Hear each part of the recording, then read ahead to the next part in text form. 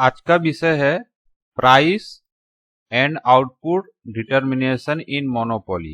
एकाधिकार बाजार के अंतर्गत कीमत और उत्पादन का निर्धारण कैसे होता है, इसको आज हम इस लेक्चर के माध्यम से समझेंगे। तो आइए शुरू करते हैं।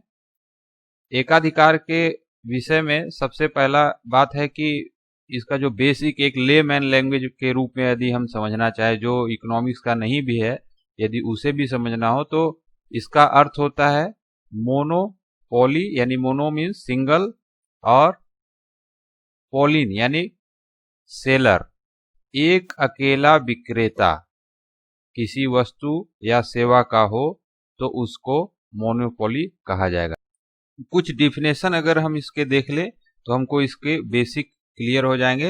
एक अर्थशास्त्री है लर्नर, उन्होंने कहा एकाधिकार से आशय उस विक्रेता से है जिसकी वस्तु की मांग वक्र गिरता हुआ होता है। इसी तरह चैम्बरलिन ने कहा कि एकाधिकारी उसे समझना चाहिए जो किसी वस्तु की पूर्ति पर नियंत्रण रखता है। पूर्ति पर नियंत्रण करने का मतलब ही हो गया कि यदि उत्पादन जो भी हो रहा है उस पर नियंत्रण किसी एक व्यक्ति का हो गया तो वह अकेला विक्रेता होगा बाजार में उस वस्तु का, और अपने मर्जी के हिसाब से वह कीमत निर्धारित करता है। ये कुछ और डिफिनेशन है जो कुर्सियानिस ने कहा कि monopoly is a market in which there is a single seller.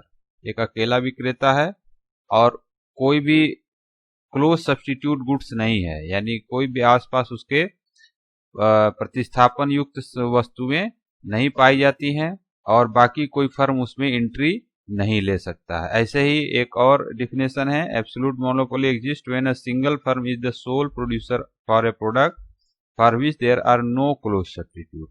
तो कुल मिलाकर के एकाधिकार ये क्लियर हो रहा है कि कोई भी क्लोज सब्स्टिट्यूट नहीं होगा। जो वस्तु का उत्पादन होगा, प्रोडक्शन होगा, वह कोई एक ही व्यक्ति कर सकता है और उसके अलावा कोई नहीं कर पाएगा। ऐसे बाजार को जो हम देखते हैं तो वहां एकाधिकारात्मक प्रवृत्ति दिखाई देता है। इसके कुछ फीचर्स हैं, फीचर्स ऑफ मोनोपोली समझ लेते हैं शॉर्टकट में। यानी वन सेलर और लार्ज नंबर ऑफ बायर्स, यानी जो खरीदने वाले हैं वो उनकी संख्या अधिक है लेकिन बेचने वाला केवल मात्र एक है। Monopoly is also an industry. एक होता है, हम पिछले पूर्ण प्रतियोगिता में पढ़े थे कि फर्म और इंडस्ट्री। तो फर्म जो होता है, फर्म किसी इंडस्ट्री का कोई एक छोटा हिस्सा होता है। तो यहाँ पर फर्म और इंडस्ट्री में बहुत ज्यादा अंतर नहीं है, यानी कहिए कोई अंतर नहीं है, क्योंकि उस वस्तु का उत्पादन एक इंडस्ट्री में एक ही व्यक्ति करता है। Restriction on entry and new firm, कोई नया फर्म उस वस्तु के उत्पादन के लिए प्रवेश नहीं कर सकता है। कोई भी क्लोज सब्स्टिट्यूट नहीं होगा, यानी कि उस वस्तु का कोई क्लोज सब्स्टिट्यूट नहीं होता। ये भी इसका कैरेक्टरिस्टिक्स है, यानी फीचर है, विशेषताएं हैं। Cross elasticity of demand is zero, यानी क्रॉस इलास्टिसिटी ऑफ डिमांड क्या होगा कि एक वस्तु का जो क्रॉस इलास्टिसिटी होगा, चाहे वो सब्स्टिट्यूट के टर्म में चाहे वो कम्प्लीमेंट्री के टर्म में, वो जीरो होगा। प्राइस इलास्टिसिटी ऑफ डिमांड वो एक से कम होगा। और एक है आपका प्राइस मेकर। इसके पहले हम लोग परफेक्ट कंडीशन पढ़े थे। तो परफेक्ट कंडीशन में क्या है, इंडस्ट्री जो है कीमत निर्धारित करती है और उसमें कोई भी जो फर्म होता है वह कीमत को स्वीकार करने वाला होता है, यानी उसको बोलते हैं प्राइस टेकर बोलते हैं, प्राइस टेकर होता है। और जबकि मोनोपोली में प्राइस मेकर, यानी कोई एक उद्योग है वही अपना खुद सभी फर्म के लिए, या उसके अंदर फर्म इंडस्ट्री का तो कोई डिफरेंस रहता नहीं है, तो उसको हम प्राइस मेकर बोलते हैं। अब ये कुछ स्रोत हैं जिसके कारण मोनोपोली क्रिएट होता है या बैरियर्स टू मोनोपोली। कुछ है legal restrictions, franchisee monopoly, raw materials monopoly, इसके बाद efficiency, natural monopoly, patent monopoly. तो इसको हम आगे एक एक करके देख लेते हैं कैसे क्या क्या सोर्स ये सब आते हैं। लीगल रिस्ट्रिक्शन कैसे आ सकते हैं, created by law in public interest, जनहित में कोई नियम ऐसा बना दिया जाए, जैसे पोस्टल, यानी कि जो हमारा पोस्टल सर्विस है वो डाकघरों के माध्यम से या टेलीफोन का जो पहले के समय में सेवा उपलब्ध कराने की जो बात हुई थी वह लिमिटेड लोगों के लिए था। Generation and distribution of electricity के संबंध में यदि हम देखें तो यहाँ पर कोई एकीकृत इकाइयां जो है इलेक्ट्रिसिटी प्रोवाइड करता है लोगों के लिए, सभी लोग नहीं करते हैं। रेलवे है, रेलवे के सर्विस कोई एक ही डिपार्टमेंट प्रोवाइड करता है। एयरलाइंस का भी है। तो ये तरह तरह के जो लीगल रिस्ट्रिक्शन सरकार के द्वारा बना दिया गया कि इसे एक ही व्यक्ति या कोई फर्म प्रोवाइड करता है, तो इसके कारण यहाँ मोनोपोली क्रिएट होता है। स्टेट में create monopoly in private sector bye restricting entry of other firms. ये भी हो सकता है जो निजी क्षेत्र है वहां पर भी दूसरे सेक्टर यानी दूसरे लोगों का आना बंद कर दिया जाए, जिसको बोलते हैं फ्रेंचाइजी, और इसके कारण मोनोपोली क्रिएट होता है निजी सेक्टर को। जैसे अभी आईपीएल होता था, तो आईपीएल में वीवो ने फ्रेंचाइजी लिया कि हम इसको स्पॉन्सर करेंगे, हम इसमें अपना प्रचार करेंगे और कोई दूसरा एंट्री नहीं कर सकता है।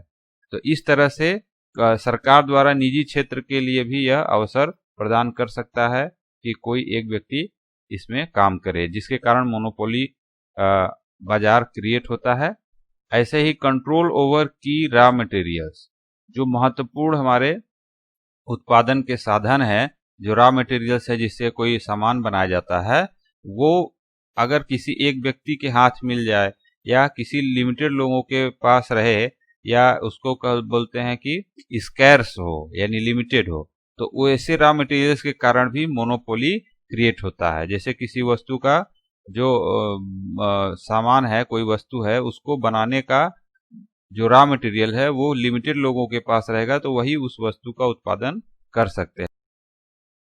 ये भी है एफिशिएंसी, कैसे जो है इकोनॉमिक्स ऑफ स्केल जो होता है, जैसे जैसे उत्पादन बढ़ते जाता है, इकोनॉमिक्स ऑफ स्केल के कारण उसको काफी बढ़त मिल जाता है और बढ़त मिलने से उसका मोनोपोली चलने लगता है। जैसे यदि हम बात करें भारतीय बाजार में, तो जैसे वीवो का फोन हुआ, ओप्पो का फोन हुआ, इस तरह की जो चाइनीज मार्केट से आए स्मार्टफोन है, वो करीब करीब 68% तक भारतीय बाजार में अपना स्मार्टफोन का बाजार कब्जा कर लिए हैं।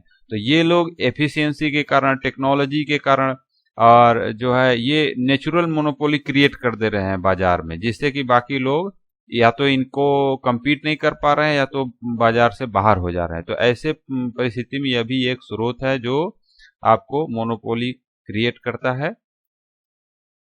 पेटेंट राइट्स भी इसके कारण होते हैं, क्योंकि जो भी कोई व्यक्ति कुछ नया उत्पादन करने के लिए खोजता है या सरकार भी कोई नई तकनीक उसके पास है, तो वो एक फर्म को दे सकता है कि इस वस्तु का क्वालिटी के साथ एक निश्चित गुणवत्ता के साथ उत्पादन कोई एक व्यक्ति या कोई एक फर्म करेगा। Patent right gives a firm exclusive right to produce the specified commodity और to use the specified technique of production. तो कोई नया मेथड कोई खोज ले वस्तु के उत्पादन के लिए, तो वो भी उसका पेटेंट करा करके उस मेथड के द्वारा कोई एक ही व्यक्ति या संस्था इसका उत्पादन करेगा। जैसे अभी हम देखते हैं आजकल के समय में कोल्ड ड्रिंक्स देखते हैं, कोल्ड ड्रिंक्स हम लोग पीते हैं, तो उसमें जो भी वस्तु का मिलावट होता है वह कोल्ड ड्रिंक कंपनी ही जानती है कि हम इसमें क्या क्या चीजें मिला रही हैं, और उसके पेटेंट्स उसने लिया हुआ है अंतर्राष्ट्रीय स्तर पर, इंटरनेशनल लेवल पर, और उसको दूसरा कोई वैसा बना करके नहीं बेच सकता है। तो ऐसे केस में भी आपको मोनोपोली क्रिएट होता है। अब इसमें देखेंगे कि डिमांड जो कर्व है वो कैसा होता है मोनोपोली में। डिमांड कर्व और रेवेन्यू कर्व ये दोनों एक ही होता है, यानी firms demand curve also constitute industries demand curve. ये तो फर्म और इंडस्ट्री यानी उद्योग और फर्म में कोई अंतर नहीं है, क्योंकि जो फर्म है वही इंडस्ट्री है मोनोपोली में, क्योंकि एक ही वस्तु को उत्पादन करना है और उसमें कोई डिस्क्रिमिनेशन नहीं है। Demand curve of monopolist is also average revenue curve. ये अभी हम आगे समझेंगे कैसे demand curve average revenue curve होता है। AR curve and MR curve are separate from one another. ये दोनों अलग अलग होते हैं, क्योंकि मोनोपोली में हम लोग पढ़े थे कि ये दोनों एक ही होता था, AR बराबर MR। MR curve lies below the AR curve. ये भी है कि AR जो कर्व है वो MR के नीचे रहता है, MR कर्व AR कर्व के नीचे रहता है। आगे है slope of the curve is twice the slope of AR curve. जो MR कर्व का स्लोप है वह AR कर्व से दुगने स्लोप में रहता है। इसको ग्राफ के माध्यम से देख लें। ये ग्राफ दिया हुआ है, demand and revenue under monopoly. ये आपका डिमांड कर्व है, आपको दिखाई दे रहा होगा यहाँ पे। डिमांड कर्व आपका A से लेकर के यहाँ D दिखाई दे रहा है, और इस डिमांड कर्व को AR कर्व भी बोलते हैं। और साथ ही इसका जो MR कर्व है वो करीब डिमांड कर्व से आधा है, यानी यह कर्व Y एक्सिस, जो इधर आपको Y एक्सिस दिख रहा है, Y एक्सिस और डिमांड कर्व के बीच करीब करीब आधे में ये आता है। दूसरी बात, AR कर्व कभी भी X एक्सिस से, इधर जो X एक्सिस दिया हुआ है इससे नीचे नहीं जाएगा, और MR कर्व नीचे जा सकता है, यानी निगेटिव हो सकता है, क्योंकि O जो पॉइंट है O पॉइंट के नीचे निगेटिव होगा, और MR निगेटिव हो सकता है लेकिन AR निगेटिव नहीं हो सकता है। अब इसमें था कि हम लोग देखे थे कि पूर्ण प्रतियोगिता में AR और MR कर्व या डिमांड कर्व सब एक पैरेलल टू X एक्सिस होता था, लेकिन यहाँ पर ऐसा नहीं है। ऐसा क्यों है? क्योंकि मोनोपोली में जो प्राइस है वो फिक्स है, प्राइस इंडस्ट्री द्वारा फिक्स कर दिया गया है। इसी प्राइस पे कोई भी फर्म जितना चाहे उतना उत्पादन बेच सकता है, ये इसमें रहता था। लेकिन मोनोपोली में क्या है, मोनोपोलिस्ट क्या करता था, कीमत को कम करके उत्पादन को अधिक मात्रा में बेच सकता है। यह मोनोपोली जो करता है उसके पास छूट है कि वह कीमत को कम करके उत्पादन को अधिक मात्रा में बेच सकता है। इधर जैसे हमने ग्राफ में देख रहे हैं कि P1 करते जाइए, कीमत कम करते जाइए और मांग अधिक होती जाएगी तो अधिक उत्पादन को बेच सकता है। ये मोनोपोली की खासियत है, इसलिए इसका डिमांड कर्व डाउनवर्ड स्लोपिंग है, यानी जैसा कि मांग वक्र होता है वैसा ही, सामान्य मांग वक्र जैसा होता है वैसा ही मोनोपोली में मांग वक्र होता है, और AR को ही डिमांड वक्र कहते हैं। और इधर ये भी है कि यदि इसको हम इससे समझें, जो यदि AR और MR आता कहाँ से आता है, ये आता है TR से। तो TR कैसे होता है, TR जैसे से उत्पादन होता है तो ये कुछ इस तरीके का TR बनता है, और ये इस तरीके का जो TR बनता है इसी से ये AR और MR आता है। ये TR किसमें, मोनोपोली में बनता है। लेकिन यदि हम बात करें इसका परफेक्ट कंपटीशन का, तो परफेक्ट कंपटीशन का TR इस तरीके से चलता है, क्योंकि उसमें कीमत निर्धारित रहती है और एक एक इकाई उत्पादन बढ़ते जाता है, और उसके कारण जो है TR इसका इस तरह के बनता है। और इससे आपका परफेक्ट कंपटीशन से जो आपका AR MR आएगा वो पैरेलल टू X एक्सिस आएगा। लेकिन जो मोनोपोली के अंतर्गत जो TR आपको रेड कलर में दिख रहा है, ये उससे जो AR और MR आएगा, MR इसका स्लोप है वो कुछ इस तरीके का आएगा और इसका एवरेज कुछ इस तरीके का आएगा। अब रिलेशनशिप बिटवीन AR और MR यहाँ दिखाया है। AR MR are both negatively sloped curve. MR curve lies half way between AR curve, ऊपर हमने देखा, and Y axis it cuts the area between AR curve and Y axis into two equal part. ये हमने ऊपर देख लिया। AR can not be zero but MR can be zero और even negative. Conditions of equilibrium पर monopoly में कैसे संतुलन होगा, बाजार में कीमत और उत्पादन यानी कि प्राइस और आउटपुट का डिटर्मिनेशन कैसे होता है, ये हम अभी यहाँ समझेंगे। इसमें दिया हुआ है कि जो ये कंडीशन के दो आपके टर्म्स है, कंडीशन है कि दो कंडीशन अगर फुलफिल हो जाएगी तो आपका प्रोड्यूसर इक्विलिब्रियम पता चल जाएगा। कैसे? पहला है marginal cost equal to marginal revenue, ये कंडीशन फुलफिल होना चाहिए। दूसरा है marginal cost curve cuts marginal revenue from below, जो मार्जिनल रेवेन्यू कर्व AMR आता है, इसको मार्जिनल कॉस्ट जो है नीचे से काटना चाहिए। ये दो कंडीशन आपका फुलफिल होगा तभी जाके प्रोड्यूसर इक्विलिब्रियम होगा, तभी जाके प्रोड्यूसर इक्विलिब्रियम होगा। और प्रोड्यूसर इक्विलिब्रियम के लिए ये जो कंडीशन है या इसके बारे में डिटेल जानने के लिए हम डिस्क्रिप्शन में लिंक दे दिए हैं प्रोड्यूसर इक्विलिब्रियम का, आप उसको देख सकते हैं।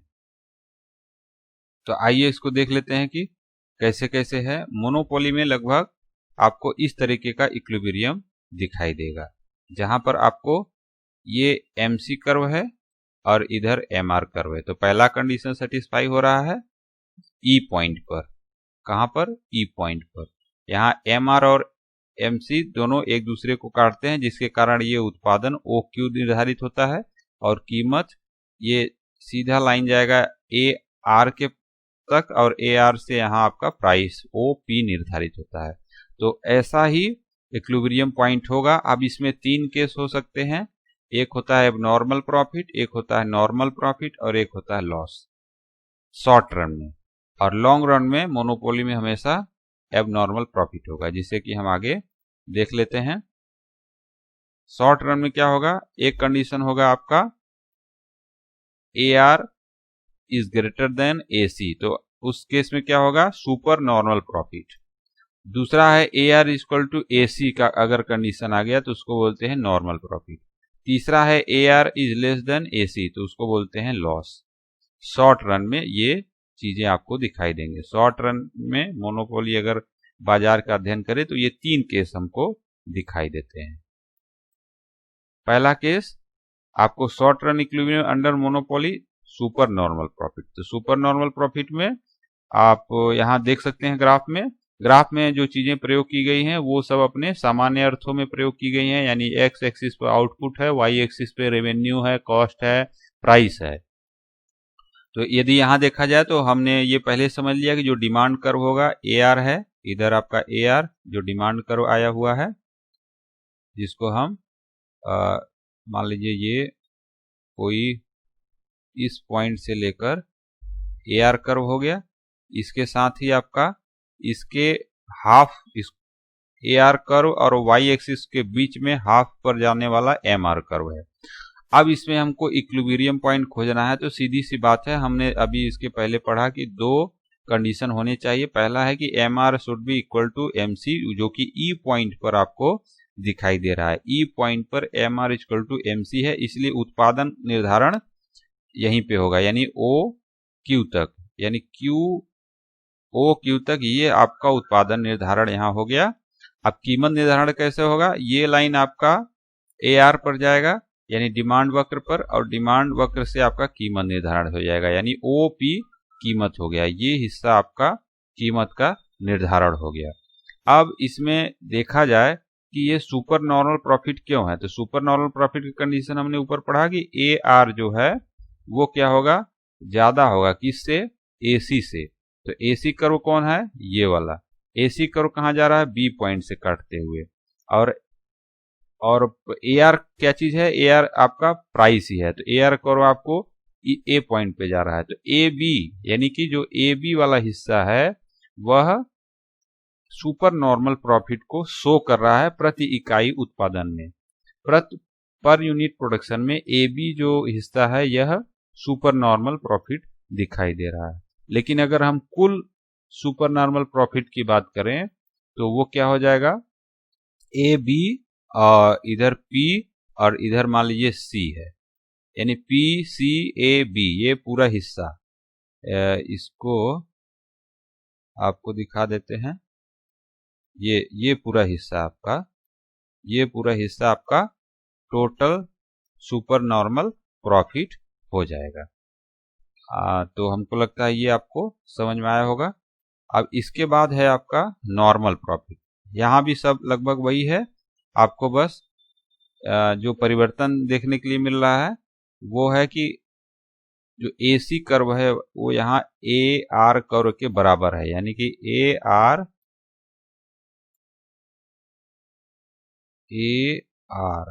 इक्वल टू सी, ऐसा केस जब आएगा तब इसमें नॉर्मल प्रॉफिट होगा मोनोपोली में, या परफेक्ट कंडीशन में भी ये सही है। तो इसमें पहला कंडीशन जो हमारा इक्विलिब्रियम का है M R equal to M C, वो आपका मिल रहा है यहाँ कहाँ ई पॉइंट पे, और यहाँ पर हमारा उत्पादन निर्धारित हो गया यानी कि ओ क्यू के बराबर, और कीमत हमारा निर्धारित हो गया ओ पी तक। अब यहाँ से आप देख सकते हैं कि जो उत्पादन और कीमत दोनों शॉर्ट रन में मोनोपोली के अंतर्गत निर्धारित हो गया है। अब ये पता लगाना है कि ये नॉर्मल प्रॉफिट है या लॉस है या एब नॉर्मल। तो उसके लिए कंडीशन हमको चेक करना पड़ेगा ए आर ए सी के बीच क्या संबंध है। तो दोनों बराबर है, यानी जितना उत्पादनकर्ता को खर्च हो रहा है लगभग उतनी ही आय हो रही है, तो ये आपका नॉर्मल प्रॉफिट का केस है।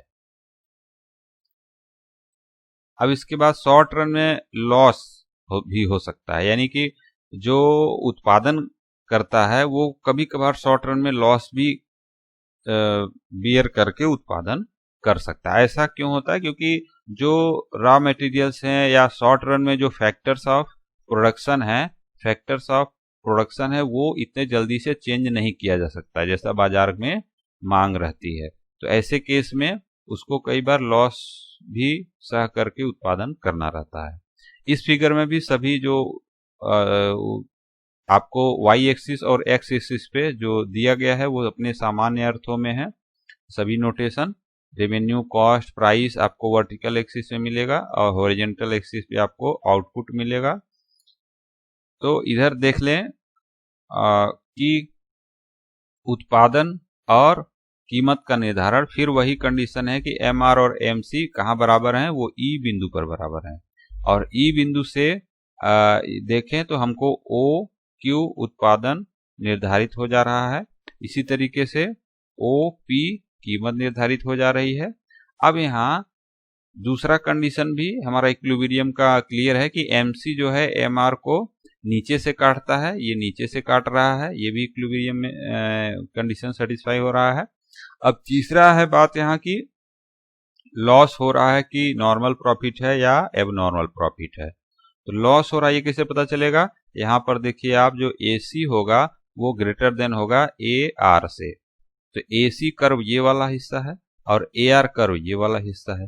तो ये ए आर यहाँ से जा रहा है और ए सी यहाँ से जा रहा है, तो ये ए बी वाला जो हिस्सा हुआ इतना प्रति इकाई उसको लॉस हो रहा है, प्रति इकाई लॉस हो रहा है। और टोटल यदि लॉस की बात करें तो वो आपका हो जाएगा ए बी सी पी, ये टोटल आपका उसका लॉस हो गया, लेकिन प्रति इकाई लॉस ए बी के बराबर हो रहा है।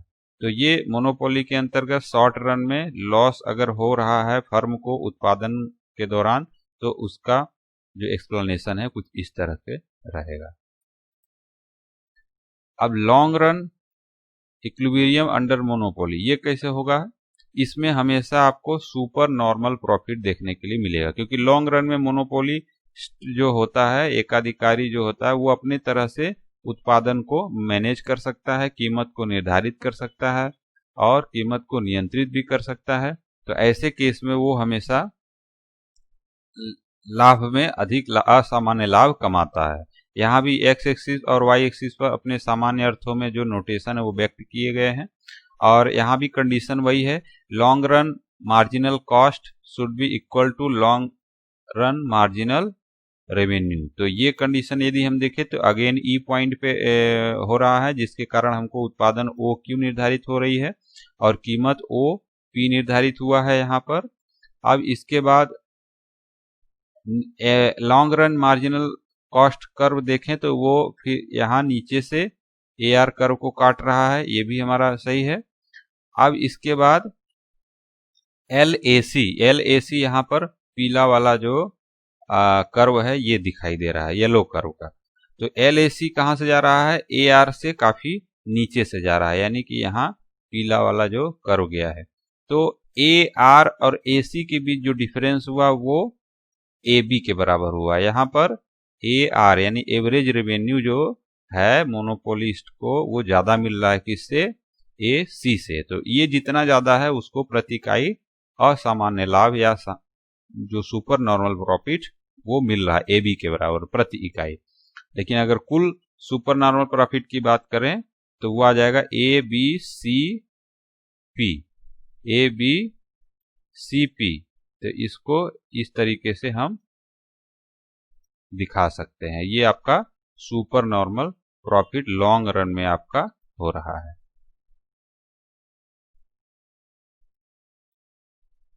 अब एक हमने अध्ययन किया था कल कि दोनों के बीच जो मोनोपोली है और परफेक्ट कंपटीशन, दोनों के बीच थोड़ा सा कंपैरिजन कर लें तो हमारा दिमाग में कॉन्सेप्ट क्लियर हो जाएगा। क्या कंपैरिजन करना है कि गुड्स और इसका जो कंपैरिजन का जो आधार है वो लेफ्ट साइड में दिया हुआ है। कैसे तुलना कर सकते हैं? मोनोपोली, इधर परफेक्ट कंपटीशन, इधर मोनोपोली। तो देखिए गुड्स प्रोड्यूस्ड, जो वस्तु का उत्पादन होता है वो कैसा होता है? परफेक्ट कंपटीशन में होमोजेनियस प्रोडक्ट होता है और मोनोपोली में unique product with nil substitute. Unique product यानी वैसा प्रोडक्ट और कहीं नहीं मिलेगा और इसका सब्स्टिट्यूट नहीं के बराबर रहता है। जो सेलर्स हैं और बायर्स हैं उसकी संख्या क्या हो रहती है? परफेक्ट कंपटीशन में लार्ज नंबर ऑफ सेलर और लार्ज नंबर ऑफ बायर दोनों हैं, और मोनोपोली में क्या है? वन सेलर है लेकिन वन सेलर है और लार्ज नंबर ऑफ बायर है, ये दोनों में अंतर है। प्राइस कंट्रोल की बात करें तो परफेक्ट कंपटीशन में देखें तो प्राइस टेकर होता है कोई फर्म, जो इंडस्ट्री के द्वारा प्राइस निर्धारित कर दिया गया उसी पर उत्पादन को बेचना है। जबकि मोनोपोली में क्या होता है? प्राइस मेकर होता है कोई, जो भी इंडस्ट्री या फर्म है वो कीमत खुद निर्धारित करती है, इसमें किसी दूसरे का कीमत स्वीकार नहीं करती है। प्रॉफिट मैक्सिमाइजेशन के पॉइंट ऑफ व्यू से देखें तो AR बराबर P बराबर मार्जिनल कास्ट, ये कंडीशन जहां सेटिस्फाई होगा वहां मैक्सिमम प्रॉफिट किसको मिलेगा? परफेक्ट कंपटीशन में जो उत्पादन करता है या फर्म है। लेकिन मोनोपोली में MR बराबर MC ही रहता है। इसके अलावा अगर AR की बात करें तो यह अधिक रहता है और अधिक होने से इसका प्रॉफिट अधिक होगा। एंट्री और एग्जिट ऑफ फर्म की बात करें तो इसमें देखेंगे फ्री एंट्री फ्री एग्जिट है किसमें? परफेक्ट कंपटीशन में। और मोनोपोली में बैरियर्स टू एंट्री है, यानी कोई भी फर्म नया आ नहीं सकता, ऐसा रुकावट आता है किसमें? मोनोपोली में। Decisions taken quantity to be produced, यानी कि जो डिसीजन निर्णय लेना है फर्म को वो कौन कौन से डिसीजन ले सकते हैं? वो परफेक्ट कंपटीशन में केवल क्वांटिटी कितना प्रोड्यूस करना है उसका निर्णय ले सकते हैं, कीमत के बारे में कुछ नहीं। और मोनोपोली में आइदर प्राइस और क्वांटिटी टू बी प्रोड्यूस्ड, या तो कीमत का या फिर उत्पादन, दोनों में से कोई एक का वो निर्णय ले सकते हैं कि कितना रखना है। Maximised profit in long run, long run में प्रॉफिट क्या होता है? तो परफेक्ट कंपटीशन में जो फर्म रहती है उसके लिए नॉर्मल प्रॉफिट रहता है लॉन्ग रन में, और जो मोनोपोली में काम करते हैं उनके लिए एबनॉर्मल प्रॉफिट रहता है, यानी हमेशा उसके लागत से अधिक प्रॉफिट कमाता है कौन? मोनोपोली में जो फर्म उत्पादन करती है। टेक्नोलॉजी इफेक्ट देखा जाए तो टेक्नोलॉजी इफेक्ट का परफेक्ट कंपटीशन में बहुत ज़्यादा प्रभाव नहीं रहता है। यह प्राइस को बहुत ज़्यादा कंट्रोल नहीं कर पाते ये लोग, केवल प्राइस टेकर ही रह जाते हैं। जो फर्म ने डिसाइड कर दिया और उसके अनुसार उत्पादन को बढ़ाते हैं। अगर टेक्नोलॉजी इंप्रूवमेंट हुआ तो उत्पादन को ये लोग बढ़ा देंगे। जबकि मोनोपोली में क्या होगा? Generate higher profit. क्यों? क्योंकि टेक्नोलॉजी क्रिएट हो गया, उनको उसका बेनिफिट प्राइस को बढ़ा करके या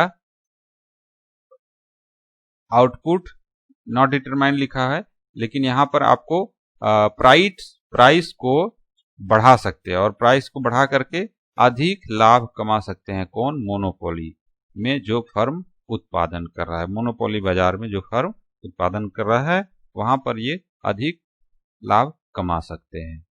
तो इस तरीके से हम देखें कि मोनोपोली में के बारे में क्या आज उत्पादन और कीमत का निर्धारण कैसे होता है शॉर्ट रन में और लॉन्ग रन में। तो आपको बहुत बहुत धन्यवाद।